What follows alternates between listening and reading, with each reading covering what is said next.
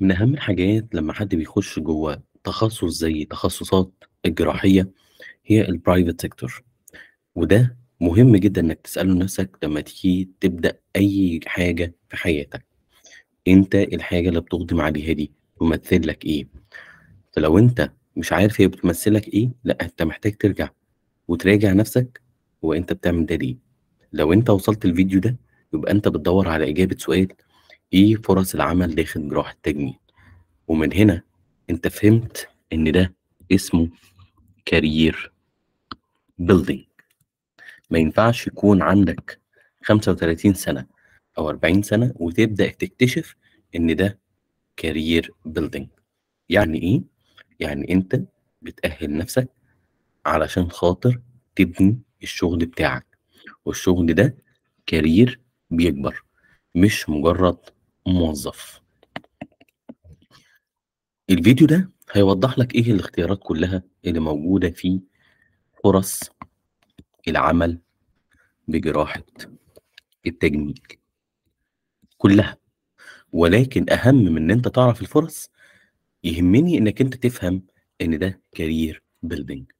فهمت إن ده career building مش مجرد هواية، كمل الفيديو. لو ده مجرد هواية، أنت عندك طريق تاني خاص ممكن نتكلم عنه بالتفصيل، إزاي تمارس هوايتك في جراحة التجميل. لكن كارير حد بيبحث عن عمل عشان يديله دخل، والدخل ده يتزايد كل ما هو زاد في المهارات، وهو ده المقصود بالكارير. لما نيجي نتكلم على فرص العمل اللي موجودة، مش مجرد الكارير، لا، في عندك نظام الموظف، وفي عندك نظام الارتقاء الوظيفي، وفي عندك نظام الستاند الون اللي هو أجمل حاجة في نظام الكارير، إن أنت بقيت بتطلب بالاسم، أو أنت بقيت اسم نفسك. دكتور بشوي، هو أنا هاقدر أوصل لده؟ آه هتقدر توصل لو هو ده طموحك، تقدر توصل له في أي شغلانة في الدنيا، دي شغلانة it's a job after all job after all. فهمت الكلام ده؟ هنعرف نكمل مع بعض الفيديو. للأسف في الطب بيمارس على الإنسان اللي بيدخل كليات طب من وهو لسه في سنة أولى، ويمكن الموضوع بدأ من أيام ثانوي، اللي هو ذاكر، ذاكر، ذاكر، هو مش عارف هو بيذاكر ليه. المقدمة دي مهمة ولابد منها عشان نقدر نوصل لأرضية إحنا بنتكلم في إيه. الطالب بيكمل في دراسته وهو مش عارف هو بيدرس ليه، هو مش فاهم الإمبيد مايرهوف برناس بسوي بتاعت الكريبس سايكل هو بيدرسها ليه. ما فهمش إن المعلومات اللي بياخدها دي المفروض تترجم لحاجات subconscious يقدر يتعامل بيها، مهارات عشان خاطر لما حد يجي له يكون فاهم هو داخل في يوريميك شوك، كارديوجينيك شوك، داخل اساسا في شوك ولا مش داخل في شوك. يعني اوقات بنوصف حد ان هو داخل في شوك وهو مش في شوك اساسا. هتعرف الكلام ده ازاي غير لو انت امتلأت بمعلومات المفروض انك انت تطبقها. وعشان تقدر تبني الكارير بتاعك لازم تفهم حاجة، ان فرق الدكتور عن الدكتور معلومة، وفرق الجراح عن أي دكتور معلومة applied. يعني إيه؟ أنت وبتاع الباطنة عارفين الأبسس، لكن أنت عارف الأبسس ده بيعمل إيه تحت، وعارف لما أنت هتفتحه هيحصل فيه إيه وتبعاته إيه. ما ينفعش جراح تجميل ما يكونش عارف أبسس. وقيس على ده كل المعلومات. إحنا مش موضوعنا دلوقتي إن إحنا نتعلم ده، لكن إحنا بندور دلوقتي على فرص العمل. يبقى إحنا فهمنا إن إحنا بندوّر على career، فهمنا إن في أنظمة بنرتقي فيها في نظام موظفين. وبالمناسبة إنك أنت تكون موظف، ده حد وصل من الserenity إن it's a job بتجيب فلوس في وقت معين وبنخلّص فيها. ده حد وصل من الserenity إن هو عارف إن دي شغلانة، عنده حاجات تانية يمارسها في حياته، مش مجرد طموح إن يبقى اسمه فلان الفلان. لأ، وده مش عيب، بالعكس، اللي يعرف هو عايز إيه أهم من أي شيء. عشان كده أنا عايزك كل يوم الصبح أيًا كان نظام اللي أنت هتشترك عليه، لو هاقول إن هي أنظمة هتشترك عليها، واقول لك ايه، بلاستيك جولد، بلاستيك سيلفر، بلاستيك التيميت، هنسميها كده علشان مجازا. ماشي، زي انظمه المحمول، انت بتشترك على انهي نظام، بتدي ايه، بتاخد ايه، وعلى هذا الاساس تعرف انت ماشي فين، عشان ما تلاقيش نفسك ماشي في حته والسوق ماشي في حته تانيه. السوق ده لفظ مش معناه برايفت سيكتور بس، بل بالعكس السوق ده تطلق كمان على السوق الحكومي. حتى في نيابتك، حتى في زمالتك، لازم تعرف انت بتقدم ايه، تاخد قدامه ايه. الكلام ده ينفع مع اي تخصص تاني غير جراحه التجميل، حتى ولو هنعمل فوكس اكتر على جراحه التجميل، لان جواها سوق تاني موازي هنتكلم عنه. انت يعني في منكم ناس عارفينه، في ناس مش عارفاه، في ناس متعايشه جواه ومش عارفه ان هو نظام ومش ده الشائع. الناس ما تعرفش عنه اي حاجه، هنتكلم ده بالتفصيل سوا. فعشان كده انا يهمني كل يوم تصحى الصبح تسال نفسك، انا بعمل ده ليه ولحد امتى؟ ليه؟ لان ايا كان النظام اللي انت هتشترك عليه، هتكتشف انك انت لحد سن معين، والجراحين زي ما قال السينيور بتاعي، الجراح عمليا عمره قصير. ودي مش اهانه، بالعكس انت لازم تبقى عارف انك انت تشتغل بايديك ده لحد مده معينه. فايه هي الريتايرمنت بلان بتاعتك؟ يعني انت ناوي ان شاء الله تقعد امتى، تهدى، بدل ما انت بتجري في نبطشيه يمين نبطشيه شمال، واخد انا اسف غياراتك الداخليه بالبوكسراتك بمعرفش ايه، عشان خاطر تروح يعني عشان خاطر تروح نبطشيه دي. النبطشيه دي مش اهانه، بقى كل ده نبطشيه. لحد دلوقتي نبطشي، لحد الفيديو ده بيتسجل فيه 24 انا بحضر نبطشات زي اي حد عادي خالص في المستشفى. وجونيور نفسي يعني كرونيك جونيور سندروم بتحصل من الوقت للتاني علينا كلنا، لحد ما تبقى استشاري سبحان الله هتلاقي نفسك تحت النبطشات. شيء مش عيب بالمره. لكن اللي لازم تساله لنفسك، هو انت بتعمل النظام اللي انت اشتركت عليه ده لحد امتى وليه؟ هل هي وظيفه بتجيب لك فلوس، ولا هي دي الوظيفه اللي انت بترتقي فيها؟ وهل ده هيكمل معاك لحد سن ال60 يكون لك قرشين تعيش بيهم ولا لا؟ يعني في زمايل لينا سافروا الخليج عشان خاطر هو عارف ان عدد ساعاته 8 ساعات، ممكن لو قعد زياده اضافيه مش بتبقى كل يوم وهتكون مدفوعه بشكل مجزي، يخليه وهو حاضر يكون ايه، راضي النفس والضمير، وعارف ان هو في اي وقت لما هيرجع بلده هيكون ان شاء الله في مكان افضل، قاعد بفلوسه بيعيش، مش مطالب ان هو يقعد يدور على شغلانه بس ايه تزق الدنيا وعشان خاطر يحس بقيمته في الحياه، الريتايرمنت بلان، او ان هو يفتح له مزرعه او يكون عنده عقارات يقعد تاجر فيهم وهكذا، بحيث ان هو يعرف هو بيتعامل في ايه. ده اهميه انك انت تكون عارف الريتايرمنت بلان. ماشي، فالفكره كلها على هذا الاساس احنا بنبدا نتعامل. من غير ده مش هتعرف انت رايح فين. يبقى انت لازم تسال نفسك كل الصبح ايه، كل يوم الصبح انا بعمل ده ليه، تعرف لحد امتى. يبقى احنا كده نقدر نبدا مع بعض من اول هنا. ايه الشغل المتوفر في جراحه التجميل؟ بشكل عام في عندي شغل برايفت سيكتور، وفي عندي شغل الحكومه. زي ما احنا بنقول الحكومه، اللي بيدور على الحكومه ده يا اما لاسباب دراسيه، لشهادات، سواء زماله، ماستر، دكتوراه، دبلومه. لان دلوقتي في تخصص زي جراحه التجميل عشان تشترك في ماستر او دكتوراه جراحه تجميل تحديدا، ودي حاجه كويسه بالمناسبه بتحافظ على حقوق ناس كتيره، ان انت لازم تكون مدرج في دراسه حكوميه مش طبيب حر. في اماكن بتوافق ان انت طبيب حر تسجل، في اماكن بس ما بيكونش قبل دكتوراه، يعني صعب جدا تلاقي ماستر بيقبل لطبيب حر. طب مين بيقبل تاني طبيب حر؟ بيكون الزماله. ساعتها حتى لو انت داخل بفلوسك، يعني في ناس طبيب حر بيشتركوا زماله بفلوسه. ليه؟ لان هو عايز ياخد شهاده جراح تجميل، لان الشهاده دي بتجيب فلوس كتير جدا جدا، وهو تخصص تنافسي جدا جدا جدا على مستوى العالم. تنافسي، برايفت وحكومه. وأقول لك على حاجة، جوّه وبرّه كمان. يعني إيه جوّه وبرّه؟ يعني جوّه مصر موضوع فعلًا مطلوب، وبرّه مصر موضوع مطلوب جدًا، جدًا، ولاد وبنات. ومهما حد يقول لك إن هو مش مطلوب، لأ هو مطلوب بس تنافسي. يعني إيه تنافسي؟ يعني أنت عشان تطّلب بالاسم وتكون موجود في مكانٍ ما ليها ضوابط، لازم تكون حد superb. فلو أنت ناوي على إنك أنت تكون على نظام الsilver ماشي، يبقى أنت هتخش تحت البند الحكومي والprivate الsilver وهنحكي فيه، اللي هو مجرد أنت داخل لأسباب مادية. في بقى الحكومة غير الدراسية، في عندنا التدريبية، وفي واحد كده اللي هو جه نصيبه كده، هو مش عارف هو إيه، ماسك حتة دهب في إيده مش بيستغلها، هو نصيبه جه كده، اللي هو مجرد إيه، مجرد شغل. أنا ما باتكلمش على الهوايات.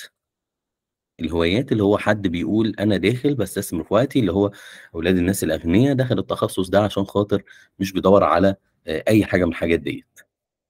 فإيه أنواع الأشغال الحكومية، دي الأشغال الحكومية. دكتور بشوي أنا باسمع إن في زمايل بيتعاقدوا مع الحكومة، أنا هاقول لك إن التعاقد ده هنسميه هنا أهوّة تحت الprivate. الprivate فيه منه أنواع.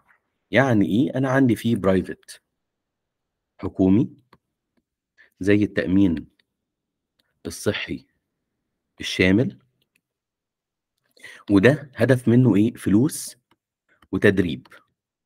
لإن بيكون في flow بشكل أو بآخر أغلبها في التأمين الصحي الشامل، بتكون المستشفيات بقت زي مستشفيات الأمانة، ولكن عليها فلوس عليها flow نفقة دولة فبنحتاج بيرسونال عشان خاطر يشتغلوا.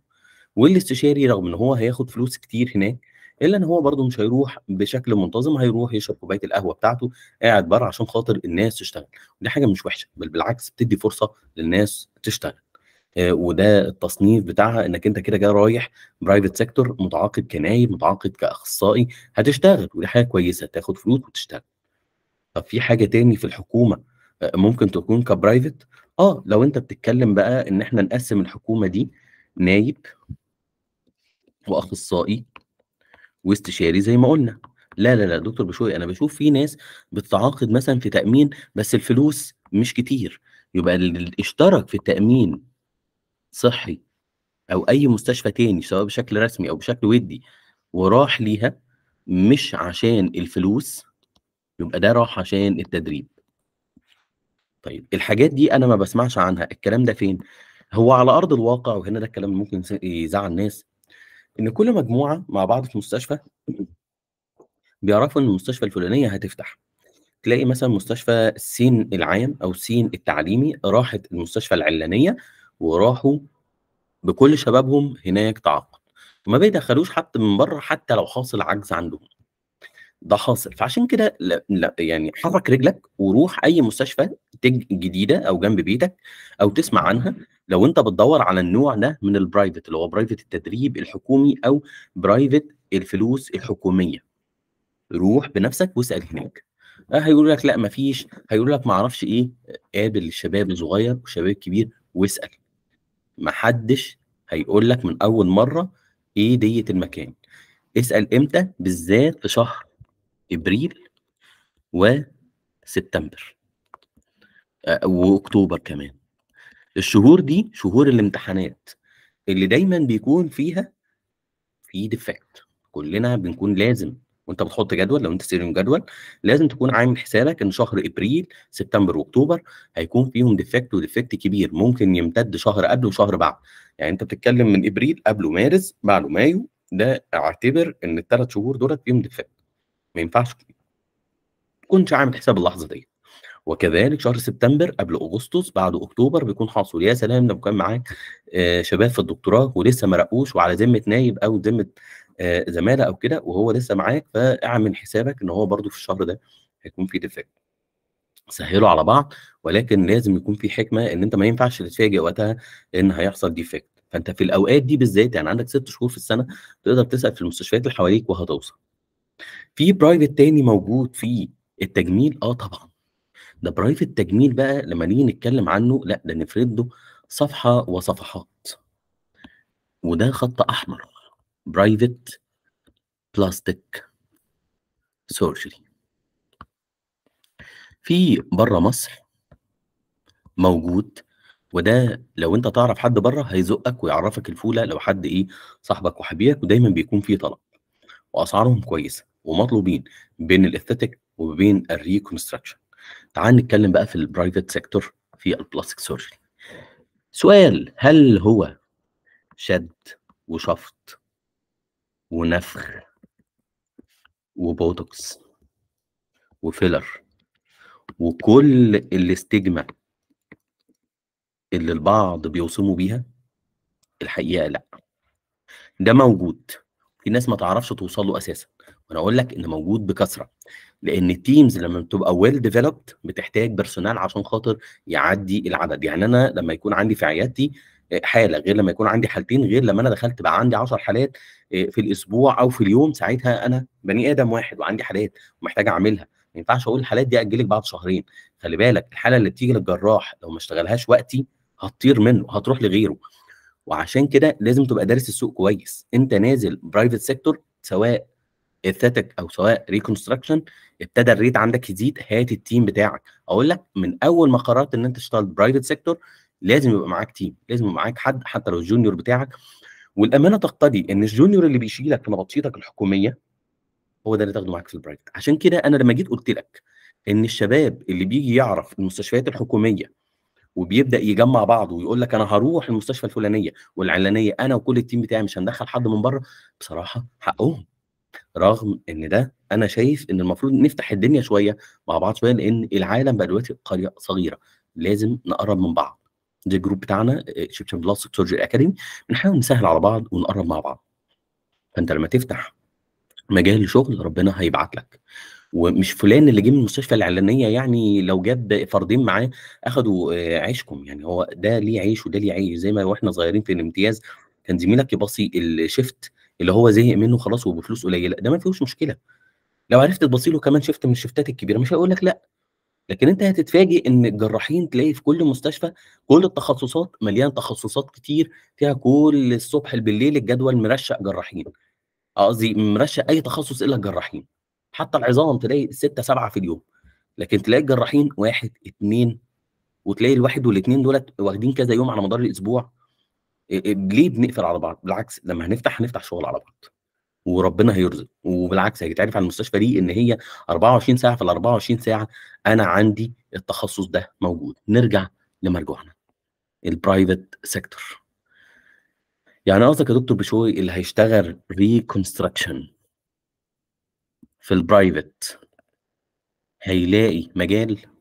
الحقيقه ايوه، بس الريكونستراكشن في البرايفت ليه كذا طريقه، ولازم تدرس السوق بتاع المنطقه اللي انت فيها واللي ناوي تشتغل فيها، حتى لو هي اللي جنب بيتكم تعرف تشتغل فيها ازاي. اغلب الريكونستراكشن بيعتمد على الريفيرالز. دايركت ريفيرال. ريفيرال من مين؟ ريفيرال من زمايلك اللي عارفين دوت، ريفيرال من مستشفيات. طب المستشفيات هتعرفك ازاي يا صديقي لو انت ما رحتش عرفت بنفسك ان انت في الفلان الفلاني تقدر تقوم بالحاجه الفلانيه العلانيه والمهارات الفلانيه؟ لما يكون في عندكم حاجه كلموني، اعرض نفسك. انت في الاول لسه ما حدش يعرف اسمك. انت يا دكتوره رندا، انت يا دكتوره مرار، انت يا دكتوره لميس، انت ما حدش سمع عنكم لان انتوا لسه خريجين. انت تقولي لا لا لا انا معروف، انا كنت الاولى على الجمهوريه، هقول لك اه اولى على الجمهوريه وكله فرح بيكم، لكن ما حدش يعرف انت تخصصت ايه. انا هقول لك انك انت هتوصل استشاري، ممكن تلاقي حد في الشارع بتاع بيتكم بينده لك لسه يقول لك انت تخصصت ايه، وانت بقيت استشاري خلاص وبقيت مشهور، بس هو ما بيتابعكش، هو مش عارف. يبقى انت كده ما وصلتش المسج انت ايه. فما بالك المستشفيات اللي حواليك هتعرفك منين؟ هتشمع على ظهر ايديه؟ هتقول لك لا في دكتور جوهره مدفون في المكان الفلانيه يلا نقوله؟ لا، لازم تروح وتعرض نفسك وتقول في المستشفى الفلانيه انا عايز اشتغل. هتقول يا دكتور بشوي انت لسه قايل ان الجراحين قافلين على نفسهم. هقول لك انت بتسعى، لكن طول ما انت قاعد في البيت محدش هيعرف. يعني انت لو عايز تتعرف على مستوى الشفتات وتروح نظام الشفتات روح، ده مش عيب، بالعكس ده حاجه جميله. بس انت الناس هتعرفك ازاي من غير ما انت تنزل شفت دروب هنا ودروب هناك، دروب من غير فلوس، بكره هيجي لك دروب اللي في فلوس. لازم تكون الدايره تدور. غير كده مش هتتعرف. طب هل في حاجة تاني غير الdirect referrals من زمايلك والمستشفيات؟ الحقيقة في حاجة اسمها المناديب، حاجة زي الbrokers، ده موجود في الreconstruction. هاقول لك إن المناديب والbrokers موجودين في الreconstruction أكتر بكتير من الaesthetics. طب أنا باقول ده ليه؟ هل أنا باقول لك يالّا دَوّر على المناديب واكتب هنا أهوّة في حد هنا بياخد رشوة يا جماعة، يعني زي 100 وِش؟ لأ، هي الفكرة كلّها أنا ما باقولكش خُش وقول أنا عايز مناديب وbrokers، بالرغم إن أنت at some point يعني ده بيحصل وأنت مش دريان، أنت مش عارف إن ده حاصل. زي البرامج اللي موجودة على الموبايلات دلوقتي لمّا بنيجي نمسك الموبايلات بتاعتنا ونيجي نشترك على البرنامج الفلاني والبرنامج العلاني وياخد منّك نسبة على إن هو يجيب لك العيان، هو ده broker indirect، هو ما جاش قال له فلان الفلاني بيعمل الواو، ولكن هو at some point هو بياخد نسبته بشكل أو بآخر. شئنا أم أبينا هو ده حاصل، لكن أنا مش عاجباني الطريقة دي، ولكن هو ده موجود. عشان في بعض الزملا بيتفاجئ إن في فلان هو مش عامل دعاية، ولكن عنده rate، هو بييجي منين؟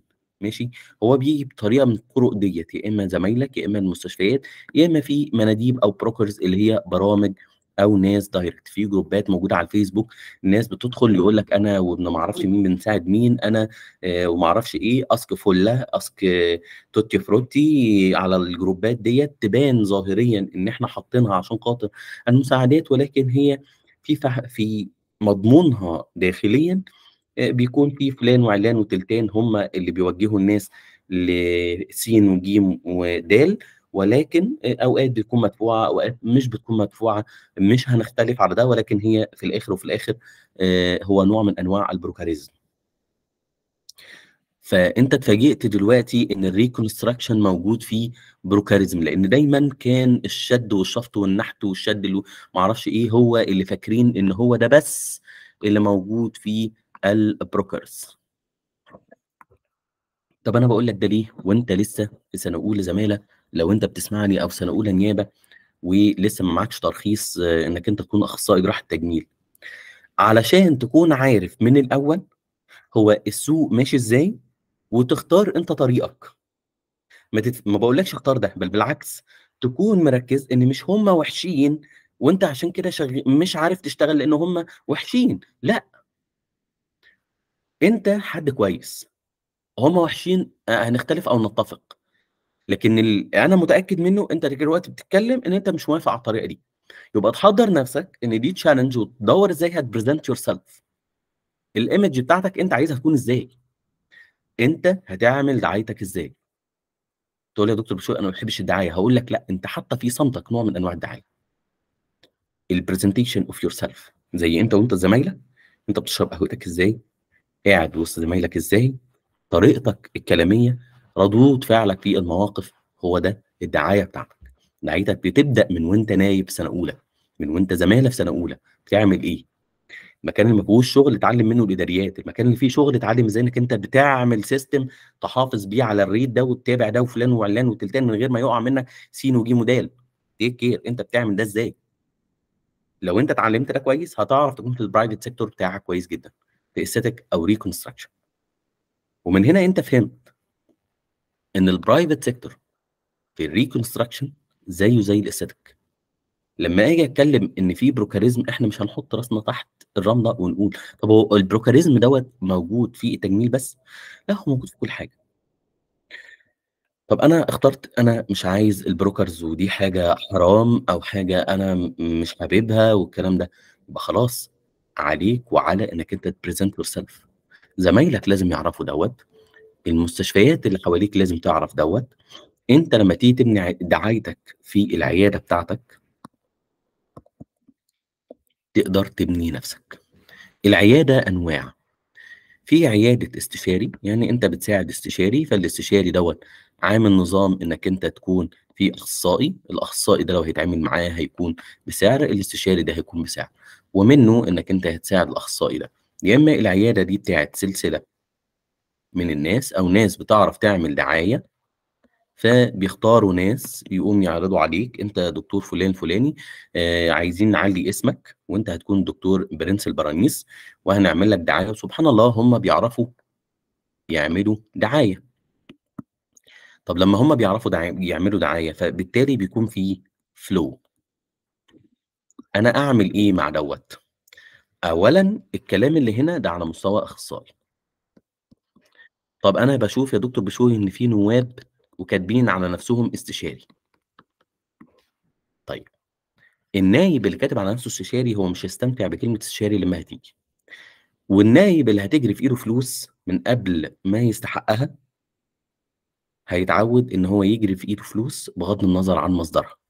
ساعتها الفيديو ده مش مكانك، لإنك أنت مش هتدوّر على حلال وحرام ولا إيه يناسبني ولا إيه مش هيناسبني، بل بالعكس أنت هتلاقي طرق برّه الفيديو ده أساسًا.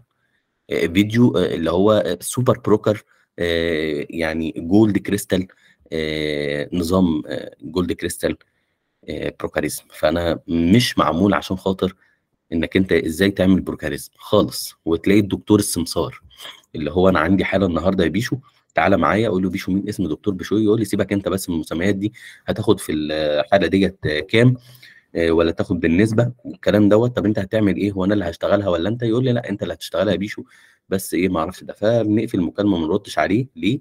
لإن هو كده بيدوّر على البروكاريزم من بابه. لأ في فرق إن أنت هتساعد الjunior بتاعك تعلّمه، ما بين إن حد اشتغل في السمسرة العلني على زمايله، ما انصحكش تخش في ده. لكن في فرق إن في دعاية، العيان هييجي لك، فأنت لمّا جه لك حتى بطرق سلاسل العيادات اللي هي بتعرف تعمل دعاية، أنت هتpresent yourself قدّام العيان ده، لإن العيان ده حتى ولو هو جاي بطريقةٍ ما سببها دعاية على الفيسبوك أو على الإنستجرام بناس بتعرف تستهدف العيانين، وده فن الاستهداف. يعني أنت مهم جدًا تتعلم إزاي تعمل marketing، وكنا عملنا محاضرة قبل كده في مؤتمر من المؤتمرات عن إزاي تعمل marketing، وإنك أنت لو ما عملتش marketing هتُقع، وطرق الmarketing مش زي ما يُخيّل إلينا كأن أنت لازم تعرض صور والكلام وبس، حتى لو ده اللي الناس بتحبه. أنا شايف إن في دكاترة كتير ابتدت تعمل منصات، تعمل نوع من أنواع المحتوى اللي بيلاقى قبول عند الناس، ومش كله صور وبس، أنت اللي بتخلق المحتوى، وساعتها الناس هتقلدك. زي ما في السوق بتاع المستلزمات الحياتية، في سلاسل كتير أوي طلعت على منصات وتطلع وتقول لك أنا مش بتاع كذا، ولكن أنا جات لي صفقة هاعمل ما أعرفش إيه وهكذا، وفلان يقول لك لأ ده فلان هتلاقي عنده بكذا، وبيلعبوا على طرق تانية ما كانتش موجودة قبل كده. أنت كمان هتpresent yourself إزاي؟ فأرجوك وأنت نايب استمتع بالحاجات اللي موجودة للنواب. أمّا لو أنت أخصائي بنتكلم في إنك أنت هتكون إزاي، عشان لمّا تبقى استشاري استمتع باللحظة دي واستغلها كويس. يبقى اتفقنا إن في عيادة للاستشاري، في عيادة اللي هي بتاعة السلاسل، أو في عيادة بتاعة مستشفيات.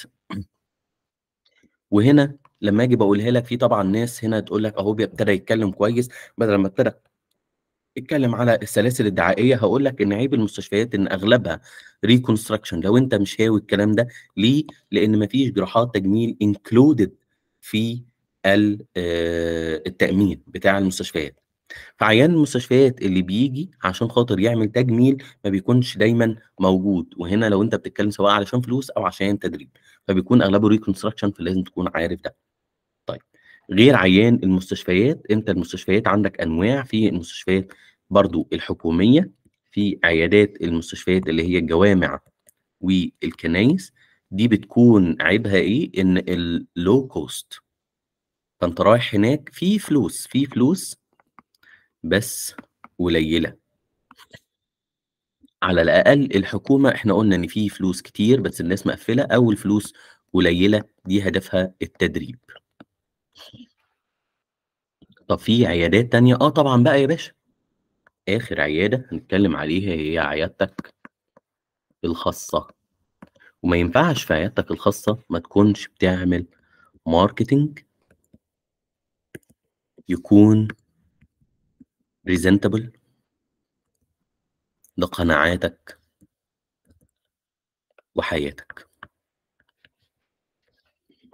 دي أنواع العيادات الموجودة، ما بين عيادة الاستشاري للسلاسل الدعائية اللي هي نوع من أنواع الbrokers، زيها هي عيادة المستشفيات، بس المستشفيات شكلها شيك شوية وtrendy، دي بتكون reconstruction، دي في الأغلب بتكون aesthetic. بالنسبة لعيادتك الخاصة أنت اللي هتعمل marketing وتعرّف نَفْسك بالناس أنت هتعمل إيه. طيب في حاجات تانية؟ آه طبعًا. احنا لما جينا نتكلم على البرايفت وجينا قلنا العيادات ومصدر العيان او الحالات او الكلاينت،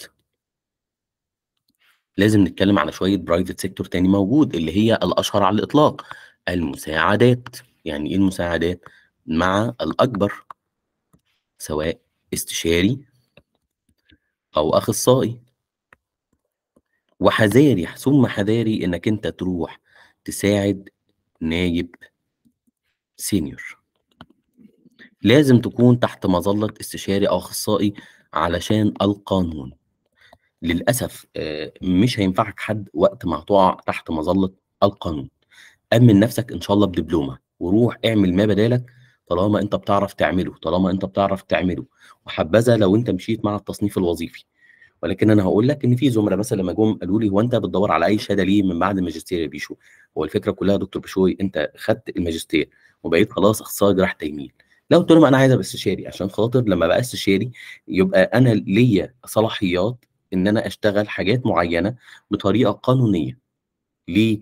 لان الجراحه ملهاش كبير، حاله واحده تكفي انها تعيشك في جحيم، فمن بالك لو حاله واحده تعيشك في جحيم قانوني وادبي واخلاقي.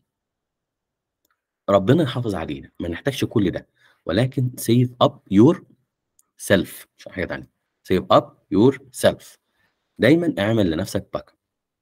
انك انت تروح تساعد نايب سينيور مش معاه اي صلاحيات، ده خطر.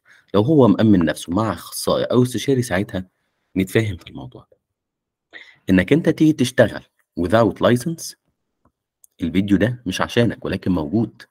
وبيشتغل ازاي without license؟ بيكون على حسب بقى مصادر عيانين اللي اتكلمنا عن فيها، اللي هي not legit. طب دكتور بشوي، كل اللي انت كلمتني فيه انا حاسس كأني قاعد محاصر لوحدي ما بين خطر خطر خطر. بالعكس، انا عايز اقول لك ان انا في وسط المخاطر دي فتحت لك ما بينها ابواب. السر فيها اسعى، اسأل. انت تصنيفك ايه؟ نايب ولا اخصائي ولا استشاري؟ بتشتغل مؤقت عشان خبرة ولا فلوس ولا اتعلم إدارة؟ ولا بتشتغل دائم عشان استقرار ولا عشان فلوس حلوة ولا عندي هوايات تانية ولا برستيج اجتماعي؟ ده ليه؟ عشان لما تيجي تفكر انت هتشتغل نبطشيات ولا عيادات ولا مساعدات ولا سفر، تبقى عارف كل حاجة من الحاجات دي انت بتشتغلها ليه. اشتغل برايفت بدري يا دكتور بشوي؟ اشتغل برايفت بدري؟ السؤال ده مهم. اشتغل بدري قولا واحدا. اي فرصة تجيلك قدم فيها، بس ايه؟ تسأل نفسك انت شغال دائم ولا مؤقت وعشان ايه؟ والاهم من ده، هتشتغل بتصنيف ايه؟ ونصيحة لوجه الله، اشتغل بتصنيفك. انت نايب اشتغل نايب، انت اخصائي اشتغل اخصائي، انت استشاري. don't ever downgrade yourself. ولو هتعمل downgrading لنفسك تبقى انت عارف ان ده مؤقت عشان حاجة من الحاجات ديت. انت سافرت وقررت سفر، تعرف انت سافرت عشان ايه. دي اهم اسئلة تسألها لنفسك وانت بتدور على الشغل. السر في انك انت تلاقي الشغل بتاعك انك انت تسعى برجلك، تروح المستشفى الاعلانيه لو انت بتدور على شيفتات روح اسال عليها.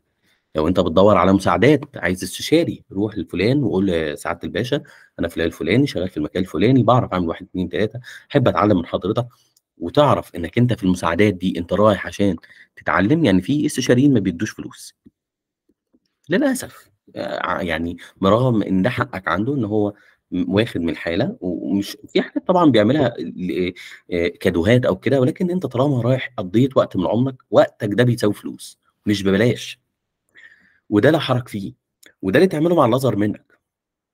ماشي، ولكن شيء إنّك أنت فلان عارف معروف خلاص إن هو ما بيدّيش فلوس أو فلوسه قليلة، هل نعيبه وهل الكلام ده؟ في واحد بيعتبر إنّك أنت مجرّد الحضور معاه ده يعني أنت بتتعلّم، الحقيقة لإن سر الجراح جوّه العمليات وفي الfollow up بتاعه والpre operative، أنت لو حضرت مع جراح ده أنت خدت السر بتاعه، ليه؟ أنت هتقعد تدرس في الكتاب كتير، كتير، كتير، لكن إنّك أنت تapply ده بالمعلومات والمعطيات والمتاح ليك من أدوات في البلد الفلانية بالأدوات اللي فيها، لإن أنت مش عايش في نيوم ما أعرفش فين، مش بلاد برّه أنت وعندك كل حاجة، أنت هتلاقي إن الجراحين بيجمّعوا آلاتهم من بدري، فأنت هتتعلم من فلان إن هو بيجمّع آلاته، يعني أنت فهمت دلوقتي إن أنت مش مُعتمد على المكان الفلاني عشان خاطر هو عنده آلات والّا ما عندوش آلات، لأ أنت بقى معاك آلاتك بتمشي بيها، كل شوية ما معييش فلوس، أقول لك أنت بتستثمر في نفسك، مش عارف أعدّي الشهادة.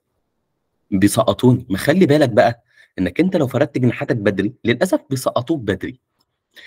أنا مكسوف إن أنا باقول الكلام ده، ولكن ده حاصل. في بعض الناس لمّا بيبدأ يفردوا جناحاتهم في الشغل، رغم إن هي بالنسبة لهم شغلانة عشان يجيب بيها فلوس وat some point هينهي الموضوع، لإن هو فكّر في إيه، فكّر في الretirement plan لو تفتكروا في أول حاجة إحنا اتكلّمنا فيها. it's a job after all لإن الجراح عمره قصيّر. هتلاقيه إن هو عمّال كل ده كان بيشتغله عشان خاطر يجمّع فلوس، عشان لمّا يوصل لسِن معيّن خلاص يُقف. أنت النهارده اشتغلت عملية في مصر، كل يوم في وسط التضخُّم اللي إحنا فيه، أنت العملية اللي عملتها النهارده بقرش، فوجئت بُكرة إنها ما بقتش القرش ده يوازي الولا حاجة، أنت كنت بتعمل عملية بكذا، فوجئت تاني يوم الصبح إن كذا ده بقى الولا حاجة، ليه؟ التضخُّم اللي حاصل، أنت ما لكش ذنب. طب أنت مش عارف تغلّي العمليات عشان خاطر مش جاي لك قدّها، يعني أنت لو قُلت العملية بدل ما هي بقرش بقت ب3 عشان خاطر التضخُّم اللي حاصل، هتلاقي إن الناس ما بتجيلكش، فأنت اضطريت تخلّي السعر زي ما هو، إلا لو أنت جاي لك ناس من الخليج أو الكلام ده، فأنت بتعاملهم بطُرق تانية، يعني في زُملا بيحاسبوا الناس بالدولار، في ناس بتحاسبهم بالريال، في ناس بتحاسبهم باليورو، حسب إيه هو جاي لك منين، بنبدأ نتعامل. فده اللي حاصل في السوق، لازم تكون oriented بيه. إذا كنت بشوية إن أنا هاحاسب الناس بالدولار، أحب أقول لك إن قانونيًا لو أنت اتعاملت بعملة غير عملة بلدك ده تُحاسب عليه قانونيًا، ولكن أنا باقول لك إن ده بيحصل. سوق العقارات حاصل بشكل أو بآخر، سوق العربيات بيتكلموا في دوّة. أمِّن نفسك بالطريقة المناسبة ليك. أنا واحد من الناس أحب أشجّع بلدي بالطرق المناسبة ليّا بما لا يضرني. ولمّا يكون أهل ناسي، يعني أنا المصريين أنا مش هاعامل أي حد هاتعامل معاه غير بعملة البلد، لكن لمّا ييجي حد من برّه لأ، ليه معاملة خاصة بحسب العملة اللي هو بيتعامل بيها. لا ضرر ولا ضرار، لا أنا هاكون خسرت ولا هو يكون خسر، قدر المستطاع. It's a job after all، it's a career. لكن لمّا نيجي نتكلم بقى في شغل خارج الشغل الprivate sector، نيجي نتكلم على شغل النبطشيات، ده ليه طرق وليه هدف، إن أنت في الشغل ده أنت بتجمّع بقى الlog book إلى جانب الفلوس، أنت لو ما عملتش كده أنت بتضيّع وقتك في النبطشيات. لإن أنت كدهوّة لو أنت كمّلت دائم وأنت مش فاهم أنت بتعمل إيه، لأ دي مشكلة كبيرة. أنت اخترت الدائم ليه؟ يعني أنت خلاص أنت قاعد في مكان أنت chronic نبطشي syndrome أو chronic مساعد syndrome، أنت بتساعد فلان بقى لك 20 سنة. أنا أستاذي لحد دلوقتي لو جه ورجع تاني من برّه، أنا هافضل أساعده حتى لو من غير فلوس بالرغم إن هو عمره ما بخل عليّا. ولكن الفكرة كلّها، أنت هتعمل ده لحد إمتى؟ وبتعمله ليه؟ أنت بتعمله محبة في فلان والّا عشان أنت مش دريان أنت بتعمل إيه واتربطت في الساقية وعمّال مكمّل؟ وده مش معناه إنّك أنت هتكون تضرب لهم طناش، لأ خلّي بالك، أنا قُلت لك في الأول إيه، إن أنت رعايتك هي طريقة تعاملك مع شغلك، أنت لازم زمايلك تكون مفهّمهم بطريقة فيها نوع من أنواع الكياسة، إن أنت مقضّي معاهم فترة فلانية، مش هوب تاني يوم أنا أفاجئ إن فلان راح السعودية بالطيارة وساب الجدول يضرب يقلب في أول الشهر بعد ما هو ليلتها كان بيعمل الجدول معاهم، هو أساسًا ليلتها دي كان بيحضّر شنطته عشان تاني يوم مسافر. هوب تاني يوم الجدول وقع، لإن هو كان واخد 3 أيام فيهم، ال3 أيام دُولة والعدد قليل، ما بقاش في حد وفلان ده لقيناه في السعودية. طبعًا يعني الناس هتقول له بالسلامة وتروح وترجع بالسلامة برضه عشان أنتم ناس طيبة. لأ، أخلاقك بتبدأ من وأنت في وسط زمايلك، على هذا الأساس تكون. فدلوقتي دائم ولا مؤقت. وأنا نصيحتي إن اعتبر حياتك هي عبارة عن فترات. كون محدد في كل فترة أنت بتعمل ده ليه، حتى لو حياتك هي عبارة عن نبطشيات. أنا في الوقت الفلاني بيتقال عليا إن أنا نبطش في المكان الفلاني عشان التخصص الفلاني زي تخصص الحروق مش هينفع يتعاش غير بطريقة النبطشيات والتعاقدات الحكومية. أنا باحبها، فلما هاروح عشان أمارس حياتي في الreconstruction في الأماكن دي لازم يبقى مكان مجهز زي الأماكن اللي هي بتعمل رعاية للحروق والكلام دوّة. وأنا محتاج المكان الفلاني أنا رايح عشان أعلّيه وأكبّر اسمي والاسم يكبر، وأنا باحب المجال ده. ساعتها أنت كده فاهم إن أنت رايح تعمل إيه في الprivate. لكن رايح عشان تلعن إن المستشفى غير مجهزة والكلام ده، لأ، أنت كده رايح أنت مش بتشتغل، أنت رايح تلعن وتسب وتبقى ناقم على الحياة. لأ، هم اللي وحشين وأنت اللي حلو. هم اللي وحشين وأنت اللي حلو، وده مش مناسب. ده مش شغل. ده أي career كده أنت روح سافر بقى الخليج، شوف أنت حابب تعمل إيه وقضّي حياتك هناك وتنبسط. الكلام دوّة لازم يبقى في دماغك وأنت بتختار أي حاجة، وممكن يتغيّر فيه. يعني أقول لك على حاجة، هي مش دي على قد رؤيتي أنا الصغيّرة، ده رأي شخصي من خلال يعني خبرات شُفتها في زمايلي يعني. وفي خبرات ما حبيتش إنها حصلت لناس، إن فلان اكتشف وهو عنده 50 سَنة إن بينزل نبطشيات لإن هو ما عرفش يعمل حاجة تاني في حياته. مش عشان خاطر هو كان عايز نبطشي، هو ما اختارش بنفسه إن هو يكون نبطشي، ولكن هو ما عرفش إن في طرق تانية كان ممكن. كان ممكن ينزل عيادة أو ممكن إن هو يبني نفسه بطريقة تانية. هاقول لكم على حاجة at some point الفترة الجاية الprivate sector هيتحارب بكثرة. ليه؟ الضرايب، التراخيص، القوانين. القوانين حاليًا متجهة وبشدة إلى القطاع الحكومي. هتلاقي إن الطب الحكومي أرخص بكتير وبجودة عالية جدًا في القطاع الحكومي شئنا أم أبينا. زي مستشفيات الأمانة لمّا إحنا بنعمل فيها كلنا قرارات، بتكون تحت إمرة استشاري بشكل أو بآخر. ما هو الاستشاري مين يا شباب؟ هو واحد مننا. مش هو كمان سنة هيكون استشاري، فلان هيكون أو بقى خلاص استشاري، تحصيل حاصل هيحصل. الjunior النُص junior اللي بيسمع الكلام ده كمان 5 سنين من النهارده هيكون أخصائي ويمكن في ال5 سنين يكون استشاري كمان، مش مجرد أخصائي أو على وش استشاري. هي ده الدايرة، هي الدايرة بتدور كده. لكن اوعى تسيب نفسك في الprivate sector بتاعك إنك أنت تفضل نايب. عشان كده أنا قُلت لك ابدأ بدري private، ولكن لقيتني وقفت وما كمّلتش ليه. وهنا بقى اسمح لي أقول لك تبدأ private ولكن، ونتكلم في لكن دي. ابدأ private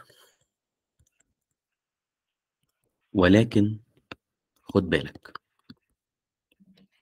لو جريت في إيدك فلوس في مشكلتين هيحصلوا. مش هتقبل تتبهدل تاني ولو بفلوس، لإنّك أنت اتعوّدت على lifestyle معيّن. مثال، يعني أنت رُحت دلوقتي في عيادة من العيادات اللي أنت بيتكلّموا عليها من بداية حياتك، أقنعوك إن وأنت نايب إن أنت هتكون دكتور البرنس، الدكتورة الفلانية، الدكتور العلاني. لمّا هتنزل هنعلّمك يا دكتور الbotox والfiller والthreads والكلام ده. وده كلام جميل بالمناسبة، ولكن غفّلوك عن حاجة، شهاداتك. يعني أنت رُحت بقيت بتروح المؤتمرات الفلانية والمؤتمرات العلانية، وتروح الworkshop الفلاني اللي زمايلك ما يعرفوش عنّه حاجة، وما يعرفوش أنت كنت نبطشي معاهم. بس فجأة كده أهوّة بقيت بتحقن botox وfiller، وبقيت صورتك بتنزل على العيادات الفلانية وعيادات ما أعرفش إيه وفلان وعلان. طبعًا أنا مش عايز أقول أي اسم لإن كل الأسماء اتاخدت. يعني أنا لو قُلت اسمه عيادة elegance أو هيطلع بتاع حد اسمه elegance. لو قُلت عيادة surgery artist هالاقي حاجة اسمها كده. فاهم قصدي؟ عيادات بشوي هالاقي في عيادة اسمها بشوي قدّامك. هتلاقي هو في بشوي واحد يعني؟ هو طبعًا في بشوي واحد، بس إيه، يعني إخواتي بشويز التانيين اللي دخلوا جراحة تجميل أحب بس نرحّب بيهم. القصد إن الفكرة كلّها إن العيادات دي لمّا بتشغّل شباب صغير وبتعلّمهم، ودي حاجة ما بيتعلموهاش في المستشفى الحكومي، بيبدأ يجري قرش في إيده، يعني أنت بتلاقي حقنة الfiller بيكون له نسبة تقريبًا 20% أو حاجة في الحقنة أو الكلام ده، ولو ما لهوش بيكون له fixed مريّحه جدًا، يلاقي نفسه وهو قاعد باشا في التكييف أو هي قاعدة برنسيس كده أهوّة بدل ما كانت إيه بيتقال لها أبلة وما أعرفش إيه في الاستقبال بقت فجأة كده بتاخد فلوس، ماشي، هتاخد شهادات ليه؟ تقعد تذاكر في الclassifications بتاعة الinhalation الinjury ليه، ماشي، وتقول لك بقى البرونكوسكوبي ونعمل برونكوسكوبي إمتى والARDS يحصل إمتى، تقعد تذاكره ليه؟ أو تيجي هي ذات نفسها ترجع عشان تذاكر حروق، تدخل هي اسم الحروق، تلاقي عيان بيصرّخوا لإن دكتور البنج مش هيخدّر غير حالة واحدة بس في الأوضة، وعندنا كذا غيار، وهو مش هيقدر النهارده يخدّر غير 3 و2 تانيين critical، لكن نقدر نغيّر لهم على الصاحي كدهوّة في المستشفى، لكن إحنا إيه، نغيّر لهم في الأنستيزيا لأ مش هينفع، فتلاقيه هي بقى إيه وعيان بيصوّت، تحس إنها دخلت فيلم رعب، وهي برنسيس كانت لسه يا دوب بتحقن filler وبوتوكس، تفتكر هي هتحضر النبطشية دي تاني؟ فعشان كده أنا نصيحتي ليك اتبهدل وأنت صغير، على الأقل 6 شهور، سنة، وبعد كده اختار اللي أنت عايزه. إن شاء الله تحقن بوتوكس وفيلر والكلام ده، وده حاجة مش عيب، بل بالعكس أساسًا الinjector ده حاجة صعبة، مش حاجة سهلة، على عكس الاستجماتة اللي طالعة دي، بس يتحقن صح وبكميات صح، وتطلّع إنك أنت تبقى artist كده، لمّا ييجي لك فنان تعرف إنك أنت تحقنه وأنت مش خايف وتقول له أنت مكانك من هنا، لأ تقول له أنت مكانك هنا، وأنا الوحيد اللي هاعرف أحقن فنانين، لإن أنا واثق في نفسي لإن أنا اتعلمته صح، فاهم قصدي؟ وأنا أعرف ناس أساسًا هم ليهم صيت غني جدًا عن التعريف، ويحضر كورسات هنا وكورسات لهنا، ويحضر الأصغر منه والأكبر برغم إن هو أساسًا injector كبير ومشهور، بس ليه بيحضر تفتكر؟ عشان ياخد خبرات، ياخد السر، لأن زي ما اتفقنا هو الفرق ما بين الجراح وجراح إيه؟ عن الجراح معلومة applied، هتعرفها منين؟ إنك أنت تشوف فلان بيشتغل إزاي وفلان بيشتغل إزاي.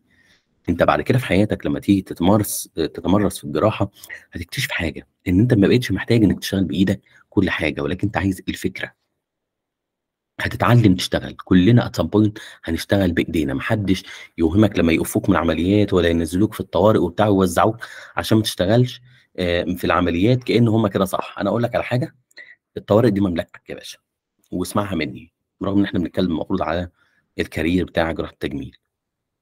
private بتاعك في الطوارئ، المكان اللي يبدأ فيه إنك أنت تتعلم، فعشان كده لو جريت في إيدك فلوس بدري، ما ينفعش تنسى خالص أنت هتاخد حياتك منين، حياتك كجراح هي شهادتك، البهدلة هي اللي هتدّيك الخبرة، عمرك ما هتاخدها بعدين، صدّقني مش هتقدر إنك أنت تقعد في الحروق بعد ما دُقت فلوس، إلا لو أنت داخلها لوازع ديني أو لوازع روحي إنك أنت عايز تساعد الناس دي.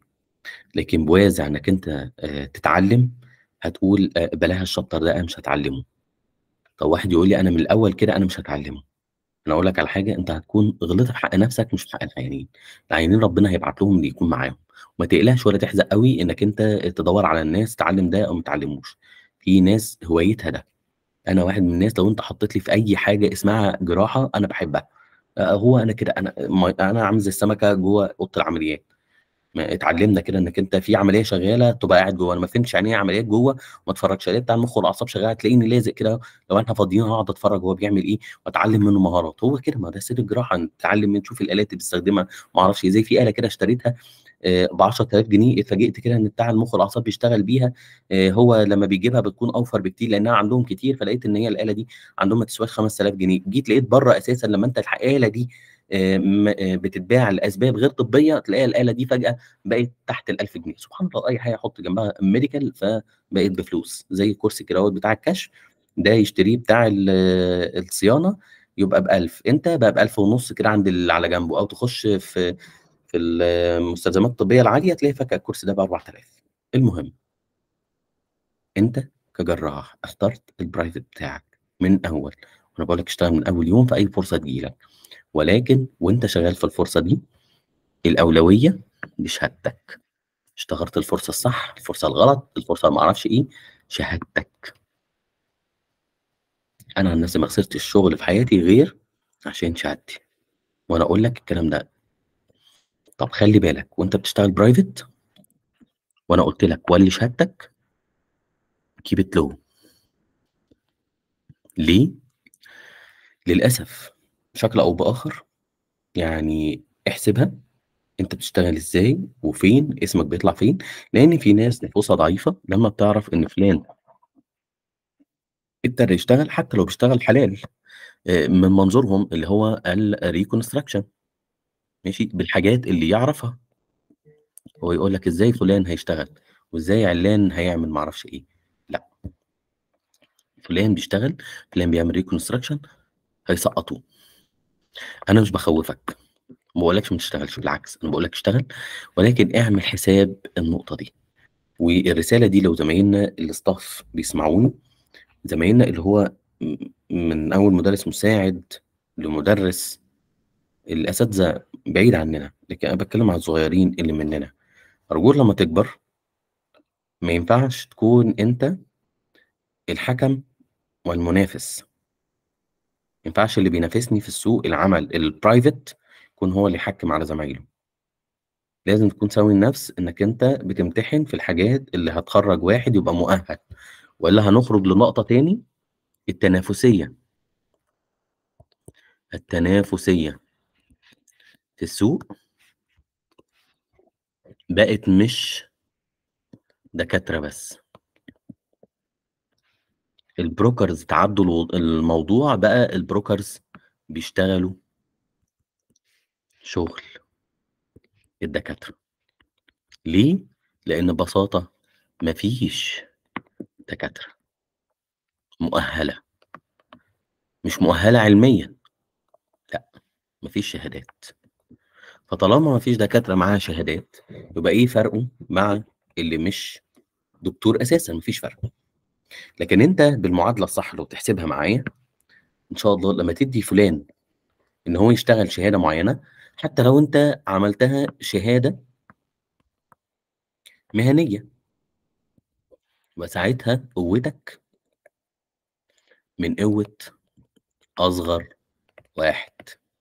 يعني أنت لو جيت قُلت لي إن اللي هيحقن بوتوكس وفيلر وما أعرفش إيه، ده دوّة الأخصائي اللي عمره سَنة أو سنتين علشان يعمل مثلًا شفط دهون، ده لازم يكون أخصائي عشان يعمل تكنيك معيّن في شفط الدهون يكون مَر عليه كذا سَنة، أو الاستشاري ليه هو بقى صلاحيات إنه يعمل النقطة الفلانية والنقطة العلانية والنقطة التلتانية، مش ده هيكون أفضل بكتير من إن أنا ألاقي إن فلان اللي معاه جهاز المنظار بيعمل ما أعرفش إيه، والجهاز اللي معاه جهاز الفيزر هو والكام ممرّض، اللي هو أنا آسف إن هو يعني ممرّض، بس هو مش ممرّض يعني دي مش تُهمة للتمريض، ولكن البعض يمتهن، لأن أنا باقول لك هم مش دكاترة أساسًا، ولا تمريض ولا دكاترة، عشان الموضوع بس ما يتفهمش غلط، لا تمريض ولا دكاترة، وتلاقيه يدخل يعمل شفط دهون وفي الآخر بيطلع كوارث طبية. هو أنا مشكلتي مش إن هو مجرد منافس في السوق العمل وبياخد رزق، الرزق بتاع ربنا وهيوصلك هيوصلك، الفكرة كلّها إن ده ضرر على المناخ العام، يعني إحنا لمّا بيحصل مشكلة زي دي بتضرنا كلّنا، مش بتضر بشغلي لوحده.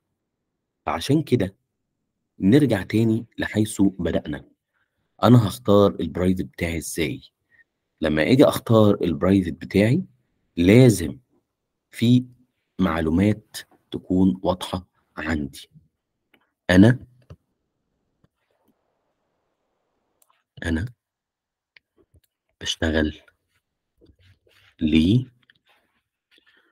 توصيفي يشغّلني إيه، لمدة قد إيه؟ 3 أسئلة هيساعدوك إنّك أنت تعرف أنت بتشتغل والّا رايح تجميل، aesthetic والّا reconstruction، وأديني حطّمت لك إن الreconstruction لأ، ليه شغل كتير، بس انزل واسأل، واللي يقول لك لأ ما فيش متقفّلة، هتلاقي شغل في الشهور اللي هي قُلت لك عليها دايمًا بيحصل دروبات، المساعدات انزل واسأل، مش الأساتذة وبس، الteams اللي موجودة، العيادات المشهورة اللي فيها teams من زمايلنا، انزل ابعت له على الواتساب، ابعت له على الفيسبوك، فلان مش هيرُد، فلان هيقول لك ما أعرفش انزل لي النبطشية بما أعرفش كام. أنا عايز أقول لك على حاجة، أنت هتكتشف إن في س وج وعين اللي هم أشهر ناس في الliposuction والكلام دوّة، لمّا تيجي تروح تقدّم معاه هيشغّلك شغل نبطشيات برضه، يعني جوّه الteam هتلاحظ إن في الteam اللي جوّه العمليات وقافل على نفسهم خلاص ما حدش هيخش برانا، ماشي، بعد كده في team اللي هو في الدور تبع فلان وعلان وتلتان، ما هو خلاص بقى هو عبارة عن اسم ومؤسسة، وهتروح نبطشية تحضر تلاقي النبطشية ب1000 و1500، وتلاقي نبطشية بقى دعك أكتر من الreconstruction يا راجل. نقش دراني، نقش ما اعرفش ايه، جرح فتح جرح، ما تحس انك انت ريكونستراكشن، بينما هي تحت مسمى استاتيك، ولكن اشتغلت في الفاعل. طب انا اعرف اعمل ده ازاي من غير ما انا اكون اهلت نفسي في البهدله في بدايه حياتي؟ طب انا توصيفي اكتب على نفسي استشاري كده وانا لسه ما معيش اي حاجه؟ هتمشي، اعمل لك حساب على التيك توك واعمل حساب على الانستجرام، ده حاجه كويسه، هتوصل وهتجيب فلوس. وانا اعرف كذا حد معاهم سلاسل كبيره جدا، كان شغال لحد فتره قريبه ويا دوب يعني خد الدبلومه بالعافيه من كام سنه، ماشي. ودي حاجه مش تعيبه يعني، ولما بقول دبلومه هي مش اهانه، بالعكس في ناس مننا اتضرت في دراستها الاكاديميه، ما عرفش ياخد شهادته مش عشان هو وحش، الا ان هم اذوه بقى عشان بيشتغل، اذوه على ما اعرفش ايه. لان احنا عارفين ان الدراسه الاكاديميه لا تمت بصله وثيقه دايما بالشغل العملي، لان حتى في الام سي كيو اوقات بيجيب لك خزعبلات الطب في الاسئله بهدف انها تسقطك، او انك انت بقى نجح الواد الدوده اللي هو ما اشتغلش سنه وساب كل حاجه وقاعد يذاكر. يعني في فلان وعلان وتلتان وهم معروفين بالاسم وهم معاهم كل الشهادات اللي مش مع حد، ماشي، ولكن على مستوى البراكتس لا، خدوا وقت كبير على بيت ما اتعلموا بعد شهاداتهم. مش هقول ما اتعلموش، لا هم اتعلموا بعد شهاداتهم، دي حاجه مش وحشه، انت لازم تكون عارف برضه اولوياتك تمشي ازاي. فايتس كارير بيلدينج.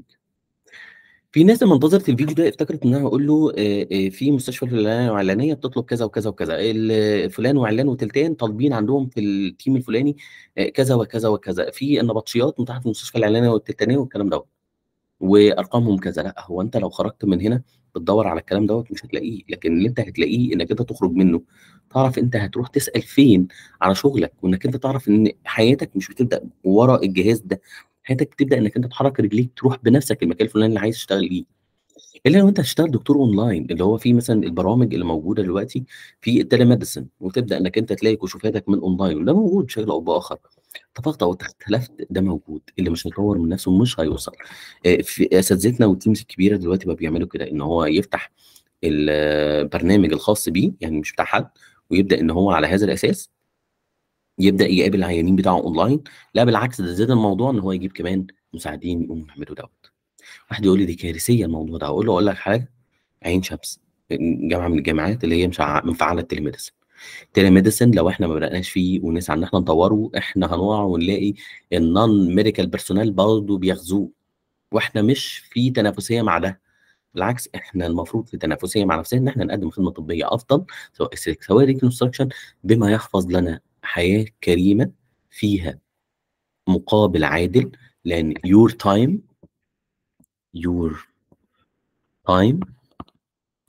worth payback، الا لو انت هتعمل بيت فورورد، بس ده باختيارك، ما ينفعش يكون غصب عنك. يعني انا لو اخترت ان انا هعمل باي فورورد خلاص انا هقدمها لله، يبقى انا عارف ان انا بعمل ده لله. لكن ما ينفعش تكون شغال جونيور في مستشفى مجرد انك انت الموست جونيور ومش عارف انك انت وقتك ده ليه مقابل، المقابل ده يا مادي يا اما علمي. مادي خد فلوسك في ايدك، طب علمي اللي هو اتعلم ازاي اعمل. دكتور بشوي انا بروح لا باخد فلوس تكفيني، انا بصرف على نبطشيه وانا بتعلم. يبقى ساعتها نرجع لايه؟ ان ده كارير بيلدينج. يبقى انت بتتعلم في المكان دوت انك انت هتدي له وقت الفلاني، والوقت العلاني ده هتستثمره انك انت build up yourself، او غير المجال. اختار انت عايز ايه من المجال، ابدأ انك انت تكون perfect plastic surgeon، وساعتها هتكون perfect subspecialist. لو انت من الاول مقرر انك انت عايز اللايبوسكشن، لو انت من الاول مقرر انك انت تكون انجكتور، لو انت من الاول مقرر تكون مايكرو سيرجن، ابني نفسك في المعلومات دي، ودايما خليك بيرفكت جنرال بلاستيك سيرجن. اتعلم كل المهارات اللي تخليك ساند نفسك ولم نفسك. الجمله دي تقريبا قلناها في كل مره بنتكلم فيها عن جراحه التجميل. انا فرحت جدا ان انا عملت معاكم اللقاء دوت. لو حد عنده اي سؤال يكتبه، يكون في فيديو تاني بيتكلم بطريقه منظمه سريعه عن الكارير بتاع جراحه التجميل في نقط، ولكن قبل ما اتكلم في ده كان لازم اتكلم في الموضوع بالطريقه دي، لان الامانه تقتضي ان في فرص كتير، التخصص ده مطلوب، التخصص ده منجم دهب، ولكن تفهم إن هو career building. career building بالطريقة اللي تناسب حياتك، اللي تناسب المورالز بتاعتك، حتى لو الحاجات اللي موجودة في السوق مش مورالي. الكلام ده هنا وبره هنا، كل حاجة وجوه التخصص ده وبره التخصص ده. مش احنا في الأرض، احنا مش شياطين مش ملايكة، ولكن مش معنى كده أعمل غلط عن عمد. انت لازم تتوخى الحذر وتفرز انت عايز ايه من حياتك وليه ولمدة قد ايه. ولا تنسى الريتايرمنت بلان عشان خاطري. اعرف انت بتعمل ده لمدة قد ايه. ايه هي الريتايرمنت بلان من دلوقتي؟ ولا هتتفاجئ انك انت عندك 60 سنة زي جده بيطلع يعمل حديد كأن هو شاب في العشرينات، ويوهم الناس ان هو بيقدر يعمل لايبوسكشن كأنه شاب عشريني، الا لو هو لقى اكسير الخلود عشان خاطر يعمل ده. بالعكس، استمتع بكل مرحلة، استمتع بالمرحلة اللي انت فيها نشيط، استمتع بالمرحلة اللي انت فيها بقيت حكيم، استمتع بالمرحلة اللي انت فيها بقيت استشاري في الرأي وفي القرار، وان انت قائد لتيم، او انك انت بقيت مؤسسة صاحب مؤسسة، او انك انت خلاص بقيت حد معلم، بقيت تعمل كورسات لانك انت فهمت حاجة وتقدمها ولو حتى بمقابل اتس نوت استجما. شيل الاستجما من اي حاجة، ومحدش يوهمك ان في استجما، لان في ناس هتوهمك ان انت تعمل كذا وما تعملش كذا، وحاجة حرام وحاجة حلال وما اعرفش ايه، وتفاجئ ان هو في شغل الحلال العادي بيعمل ده، تكتشف بعد كده ان هي مش حرام. وخلي بالك، مش معنى اللي بقوله ان اللي كله بيعمله يبقى صح، مش ده القصد خالص خالص. مش طالما كله بيعمله يبقى صح، لا، الحلال يبين والحرام يبين. يعني احنا عارفين ده، احنا بقينا ناضجين ايا كان معتقدك ايه. الكلام ده بيزكس الايمانيات والعقائد، انا مش بتكلم فيه، لكن بكلمك فيه انك انت تكون عارف ايه الاختيارات، تكون انت عارف لما اخترت محدش وهمك بحاجه غير اللي حاصل. لا، التخصص تعليمه صعب جدا، الفلوس فيه موجوده، مش موجوده، موجوده من اقول لك على حاجه، البنات بتاخد فرص اكبر بكتير من الولاد بدري، خصوصا لو هي مش مرتبطه كمان، وفي ديورابيلتي قاعده معاه، ولو في حتى اوفرلاب بيطلبوهم جدا في المراكز بتاعت التجميل اكتر من الولاد. ومش بس كده، في المساعدات بقت مطلوبه، لان انت اكتر ناس مطلوبه في التجميل هم الفيميلز، هم اللي بيحبوا ان يظهروا بشكل راقي بشكل او باخر. لكن مؤخرا كمان بقى الرجاله بيحتاجوا، فبقينا نحتاج تيم رجاله عشان خاطر ما يكشفش على الستات.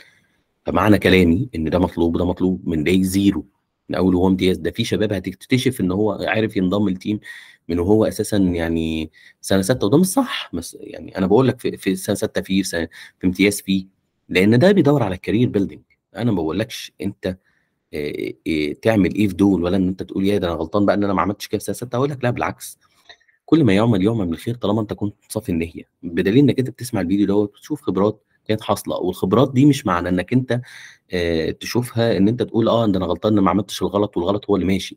بالعكس، الفيديو ده بيقول لك ان الصح صح موجود وهتوصل، دايما في طريق. لكن في ناس تانية بتوهم لك ان لا، ده هي الدنيا بايظه، الدنيا بايظه عندك وعند غيرك، هنا وبره هنا، وكل بلد وليها مشاكلها، والمشاكل اللي تعرفها احسن من المشاكل اللي ما تعرفهاش. لكن في مشاكل تتناسب مع طموحك، وفي مشاكل ما تتناسبش مع طموحك.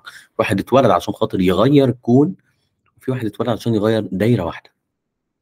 في الساعه من بره ليها شكل، ولكن من جوه في كل ترس وله دور. الموبايل ده عباره عن شباك كتير، شكله ظاهريا كده بياخد كل المجد، لكن انا شايف كل المجد للبطاريه بتاعته، او كل المجد للبروسيسور بتاعك. الحقيقي ان كل المجد للي اخترع التليفون دوت، مش اكتر. وكل الناس اللي ساهمت في العلوم دي، فانت ترس في الدروس دي. اختار انت دورك ايه، حابب تكون انت ايه في العمليه ديت ليك ولحياتك ولاسرتك، وعلى هذا الاساس تكون.